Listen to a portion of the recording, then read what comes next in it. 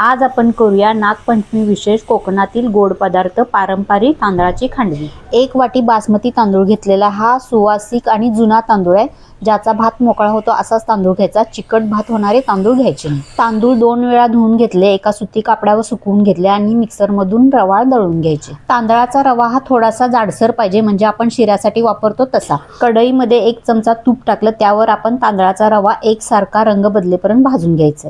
रवा भाजतोय तोपर्यंत आपण पाणी उकळून घेऊया। यासाठी आपल्याला 1.25 वाटी गूळ लागणार आहे, 2 वाटी पाणी, किसलेलं थोडंसं जायफळ आणि आलं, हे पाणी उकळून घ्यायचं। याचा पाक नाही बनवायचा, फक्त गूळ विरघळेल इतकंच आपल्याला पाणी हे उकळून घ्यायचं आहे। तांदळाचा रवा एक बाजूला बदामी रंगावर भाजून घेतलेला आहे, रव्याचा रंग बदललेला आहे। आता त्याच्यामध्ये 1 वाटी खोवलेलं ओलं खोबरं घालायचं आणि पुन्हा एकदा 2 मिनिट भाजून घ्यायचं। गुळाच्या पाण्याला उकळी आलेली आहे, हे पाणी आपण गाळणीने गाळून घ्यायचं आणि रव्यामध्ये मिक्स करून घेऊया।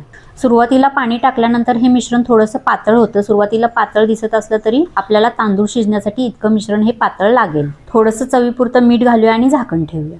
4 ते 5 मिनिट मिश्रण शिजवून घेतलेले आहे। आता थोडंसं खालीवर करूया आणि पुन्हा एकदा झाकण ठेवूया, कारण याच्यामध्ये अजून पाणी आहे। 1-4 मिनिट तर आपल्याला याची वाफ काढायची आहे। मिश्रण छान शिजलेलं आहे। आता ह्या मिश्रणाचा घट्ट गोळा होईपर्यंत आपल्याला हे मिश्रण शिजवून घ्यायचं आहे, म्हणजे गुळाचा पाक व्यवस्थित बनतो। खांडवी लिबलिबीत होत नाहीत, एकसारखी रवाळ, मऊ आणि लुसलुशीत होतात। ताटाला तुपाचा हात लावून घेतला, हे मिश्रण ताटामध्ये काढून घेतलं आणि एकसारखं पसरून घेतलेलं आहे। ओलं खोबरं थोडंसं डेकोरेशनसाठी पसरून घ्यायचं आणि मार्किंग करून घेऊया। तांदळाचा रवा भाजतानाच आपण ओलं खोबरं पण त्यासोबत भाजून घ्यायचंय, म्हणजे ओल्या खोबऱ्याची चव मिश्रणात चांगली उतरते। ओलं खोबरं घालणं खूप गरजेचं आहे, त्याची चव आपल्याला खांडवींना येते। प्रत्येक खांडवीवर 1-1 काजू पाकळी लावून घेऊया।